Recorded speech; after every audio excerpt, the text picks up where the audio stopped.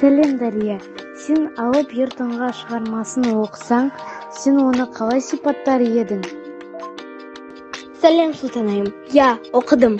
Ал сен болсан, адам өмірінің өлшеулілігі, мәнді де мағыналы өмір сүру туралы ойың қандай? Менің ойымша, әр адам мағыналы, білімге толы өмір сүру қажет. Қабілеті бар адам әлбетте осындай өмір кешу керек. Дария, сен алып ертаңға шығармасының тақырыбынан не түйдің? Мен тақырыпты оқымай тұрып, 33-ші беттегі суретке қарап, осы мәтін батыр туралы болатынын ойладым.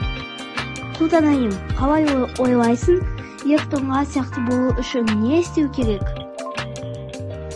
Мен ертаңға болу үшін халқыма сүйіспеншілігімді, жанашырлығымды және батылдығымды арттырар едім. Менмендігімді қояр едім. Сұлтанайым, сағат неше болған екенін айта аласың ба?